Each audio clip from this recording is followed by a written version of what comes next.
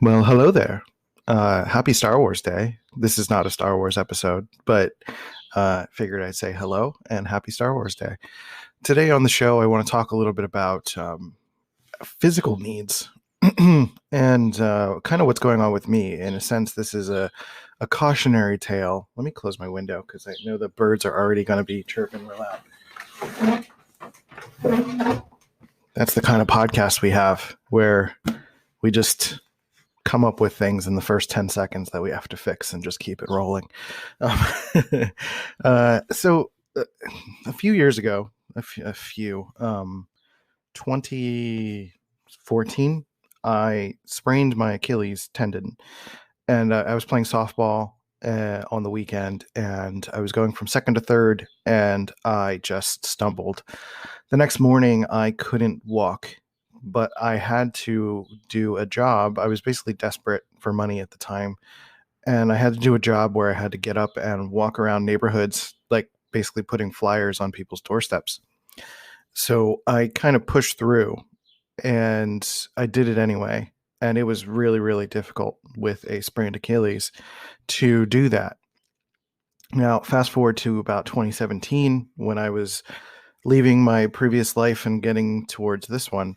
I was starting to do Achilles fixing situations with my doctor, or I had found a doctor, and I had the boot and all of that stuff. And I was starting to take care of myself, like starting to do that for about 6 weeks. And then my life basically fell apart and, went towards a different direction. And that stopped. And I didn't really have the money or the time or, didn't really know how to approach in a new space, like how to go about that again.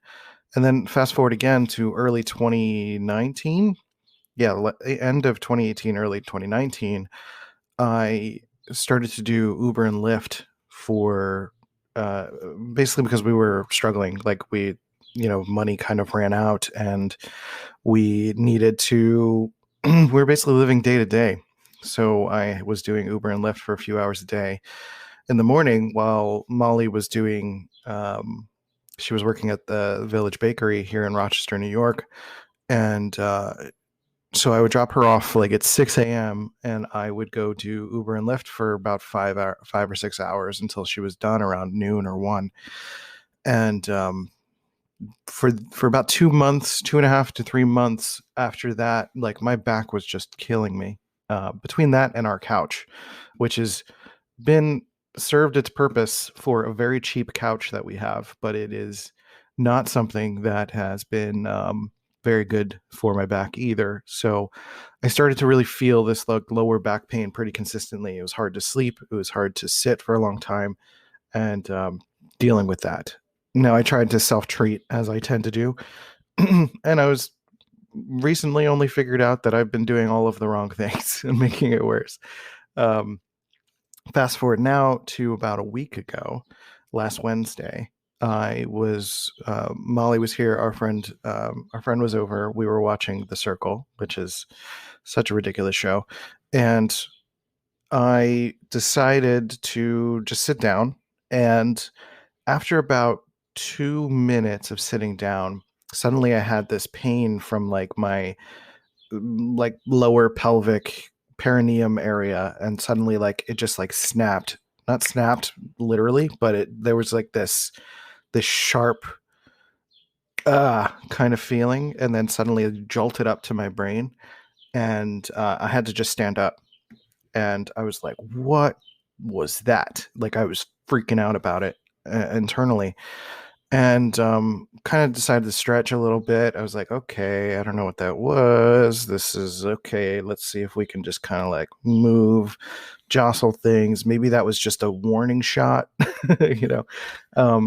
And then I decided to sit back down. And again, about after a minute or two, I started to feel a tension start to build and a numbness. And then suddenly I felt like a jolt again. So I started to stand up and I was just like, what is going on? And really the pain was starting to feel kind of like in my pelvic region, like to the left of my stuff.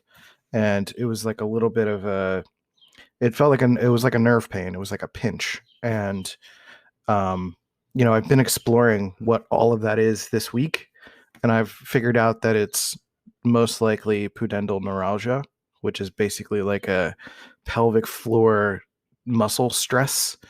And, it relates to what all of the story I just told about my ankle and my back, in that basically I have a standing desk. I sit a lot for the second half of the day on our crap couch. And essentially what's been happening is that I haven't been exercising as much in the last 4 years as I normally have as well. And so I haven't been taking care of myself because I've been so focused on trying to build a business and trying to freelance and trying to make sure that we don't sink, that I just haven't taken care of myself. And even before then, I had kind of a pattern of not taking care of myself physically. It'll be fine. I can deal with it. I'll deal with things as they come, like that sort of thing. I just had a habit of pushing it aside. Like I just didn't really think about my self-preservation needs, like my actual physical body. In the Enneagram, there's what are called the instincts, and the three instincts that we humans experience are um, self-preservation, social, or sexual, or known as one-to-one, one-to-one connection. And those are basically ways that we feel safe, or ways that we can start to, where we kind of focus our attention. And then when you pair that with the passion of the Enneagram type, that becomes your subtype. So for me, I'm a sexual one, like being a one-to-one one. So an Enneagram one, for example, as I've talked about on this podcast, is typically pretty disciplined and stiff. And there's a lot of controlling your behavior and controlling yourself in one instance or another, right? So me being a one-to-one, a sexual one, my energy tends to be focused towards judgment of other people. Whereas self-preservation ones judge themselves a lot. Social ones also just try to be perfect instead of judging others or judging themselves. They're just kind of being the best socially.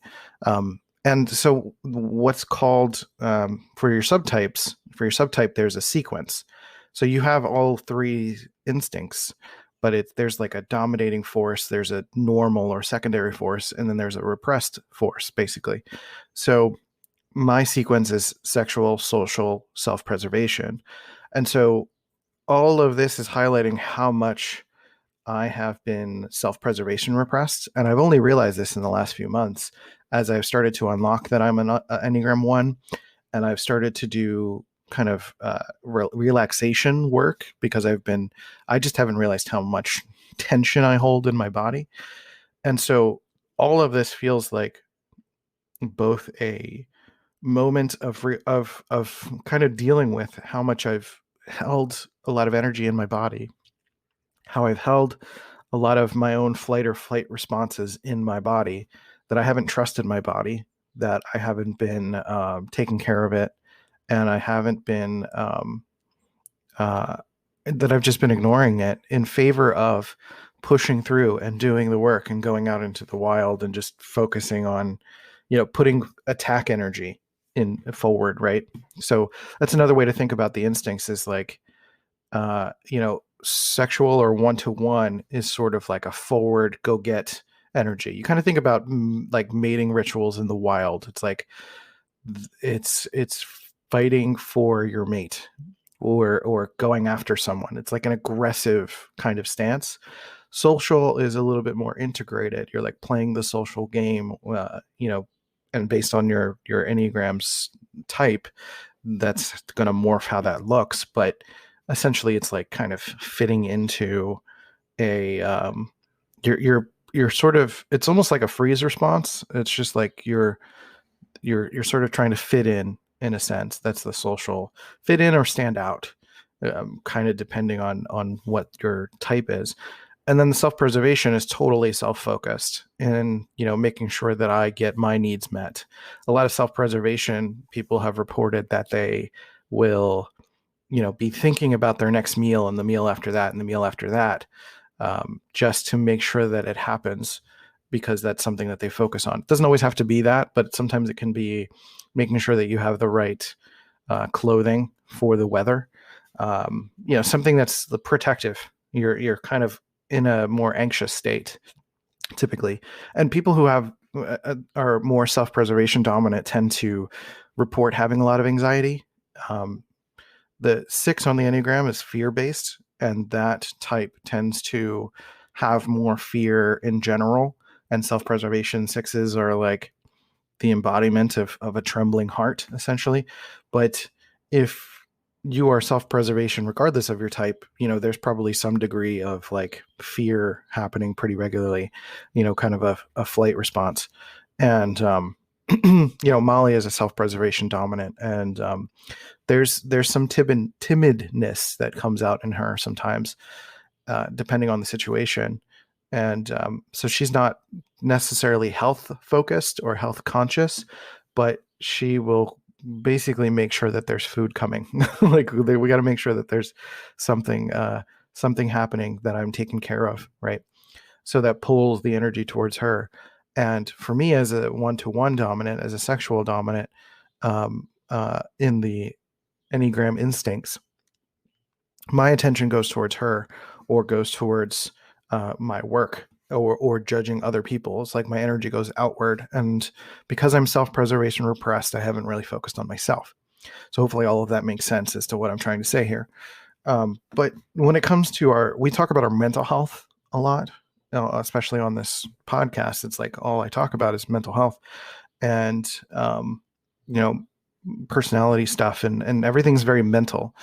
But we don't just have bodies. We are a body. We are humans. Like, your body is just not what carries your head. And I'm trying to learn that for myself. I'm trying to listen to my body. I'm trying to pay attention to what its needs are, and trying to find that balance between like, hey, I do have to work in order to like pay the bills and stuff, but I can take a 15-minute break if I've been standing for too long, or if I need to stretch my hips, or if I need to go for a walk in the hallway, because right now with what I'm dealing with, I can't even walk downstairs without tingling everywhere.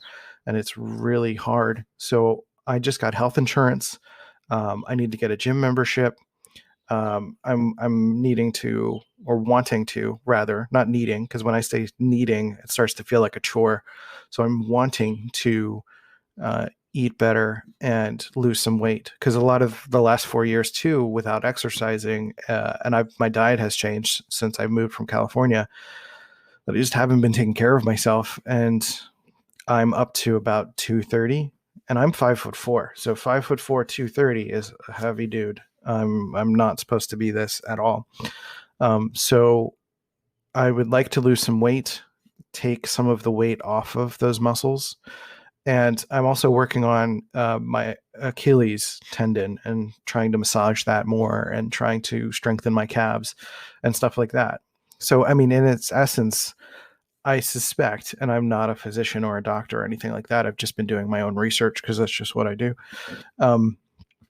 I suspect that basically, those muscles have had to counteract, have had to compensate for, my lack of squats. my butt's pretty flabby, not gonna lie. I know it's not cute to talk about, but this is why I'm talking about it, because I want to share this with you, first of all, because it's embarrassing for me to feel this way. I'm embarrassed by this. I'm embarrassed by not taking care of myself, and kind of reaching this breaking point, as it were. It's like I'm dealing with internal narratives of like, I should have known better, and I should have taken care of myself, and a lot of shoulds. But I'm also working on reframing those into just information. That's all it is just going back through my timeline, like I've explained earlier in the episode, going back through my timeline and expressing, this is just what happened. This is how this led to this, led to this, this led to this, because the body is a system, right? And, it's likely also that because my Achilles has, because I'm encouraged to get off of my feet, I've sat more, and that affected my back, and that affected my ability to do other exercises, and that affected my muscles in my pelvic region that were not my gluteus maximus, and putting so much strain on that.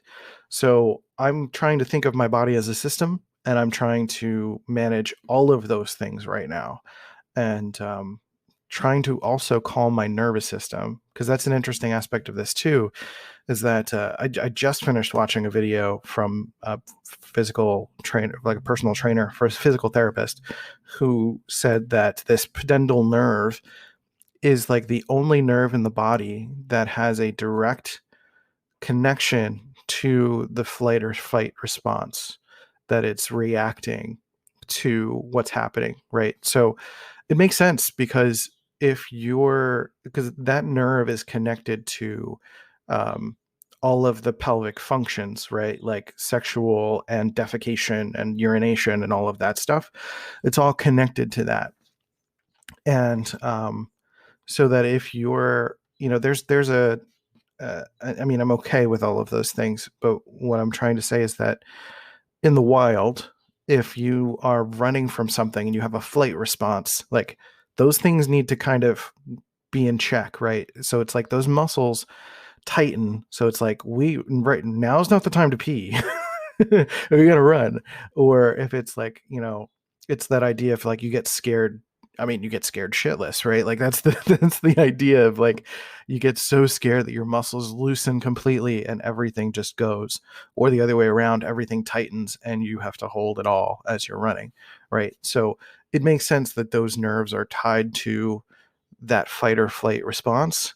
And what's interesting is the mental and neurological connection, because it's pudendal neuralgia, right? So it's a neural thing. It's a mental thing.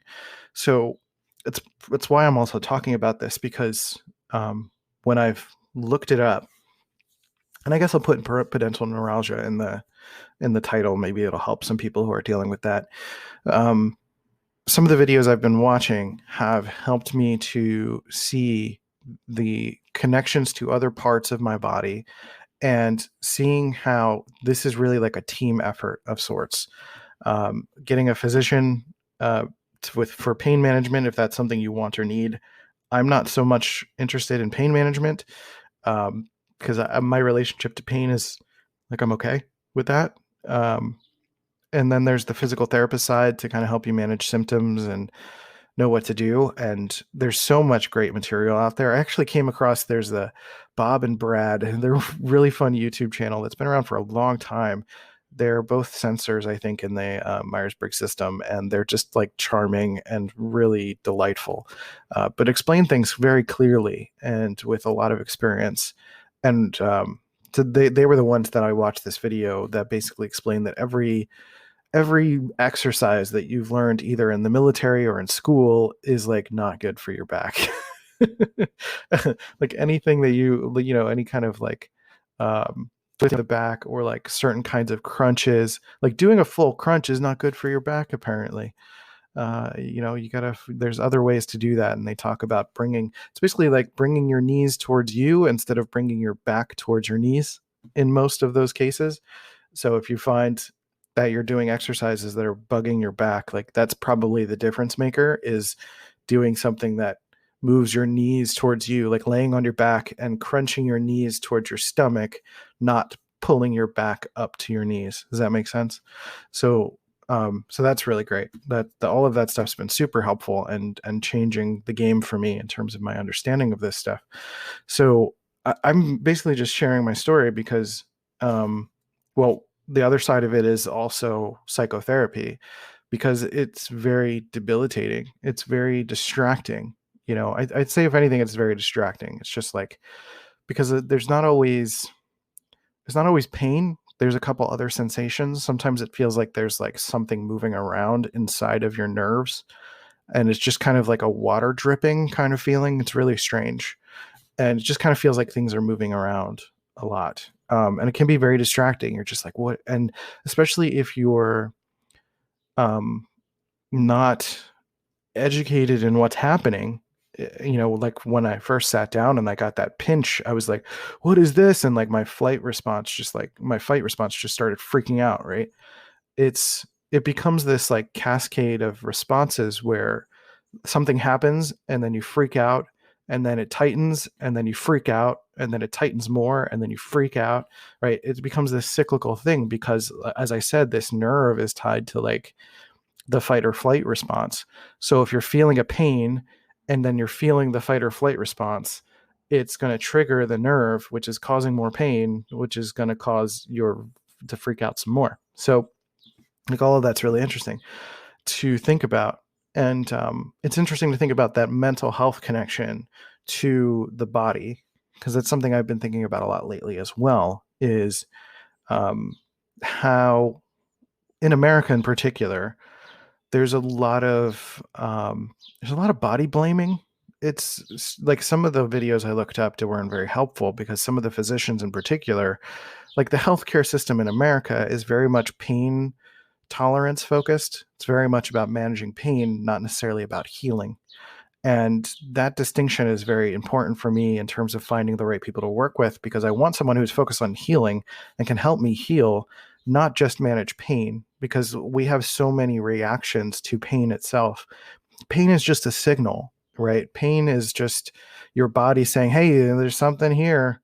What's going on? And like, you should go figure out what this is, or you should not do that thing you just did. It's just a signal, right? And often our anxiousness or freaking out or the flight or fight response is usually in response to something that we just like, we don't know what it is, right? It's like you get anxious because you think there's something in the bushes, but once something emerges from the bushes, you just start acting on it, right? You run or you freeze, right?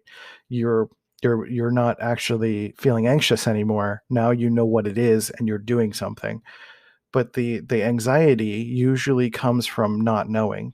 So for me as an INTP, it's helpful for me to do all of this research, because now I feel like I have a sense of what's happening, and I can actually feel like, okay, I actually started to feel like fainting sensations at first, because I was just like, I was panicking internally.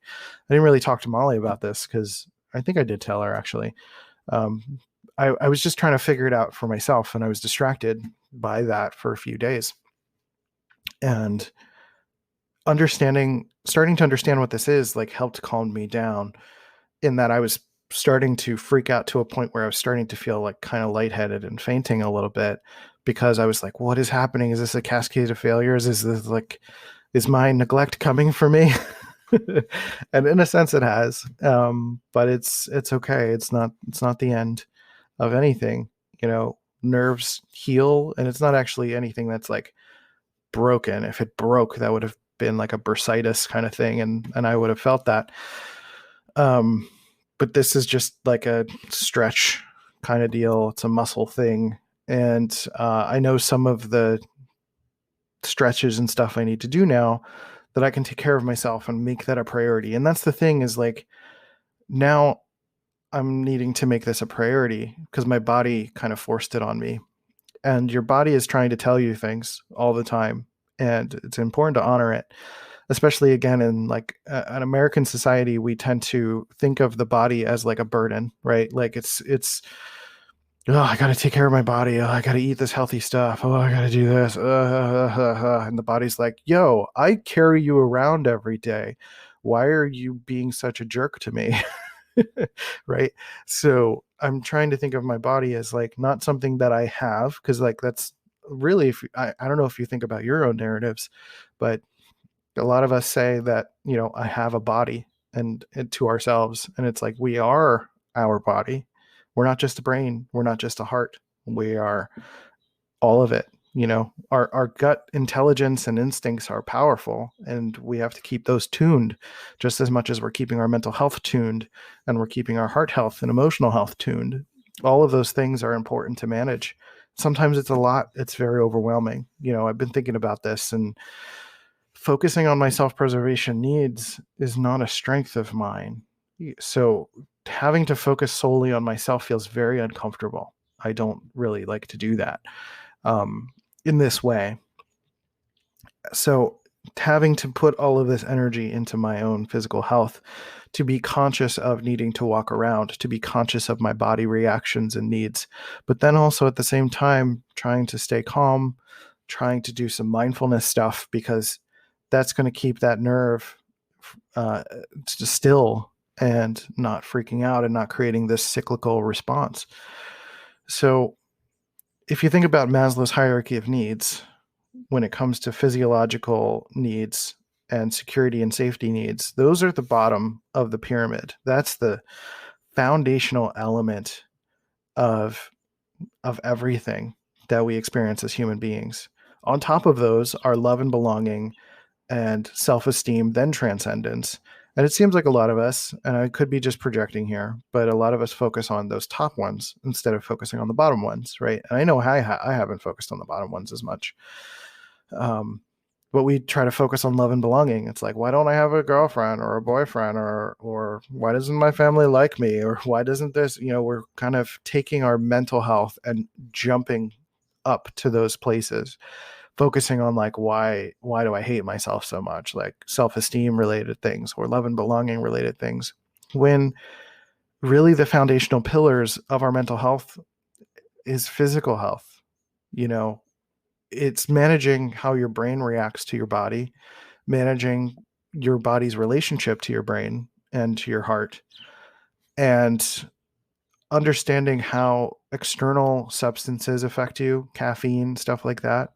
Because I hear this all the time. Like I hear from people who are like chronically anxious. They're just like, on my third cup of coffee, but I'm super anxious all the time. It's like, maybe you have a physiological response that's making you feel anxious. Like, come on, use some common sense, right? So I'm only saying this to you because this is how I'm feeling about myself. There have been some of those changes that I've made, but there's still more that I can afford to make. And, it's not about, I'm trying not to judge myself. I'm trying not to be so harsh with myself. Trying to be gentle and loving and caring of myself, in my full self, not just my mind, which is what I tend to focus on. Even though as an Enneagram 1 is a body type. And apparently this is common for Enneagram 1s to have bodily issues because of the desire to ignore the body's needs. So basically, like what happens with Enneagram 1s is that your body has a instinct. It has something that it needs or wants, goes up to the brain, and the brain says like, no, man, we don't need that. We're fine. Or we don't want that, right? It's usually about kind of like desires of the body, like, and not just sexually, but like foods or whatever, right? It's like tamping all of that down for the sake of some sort of self-discipline.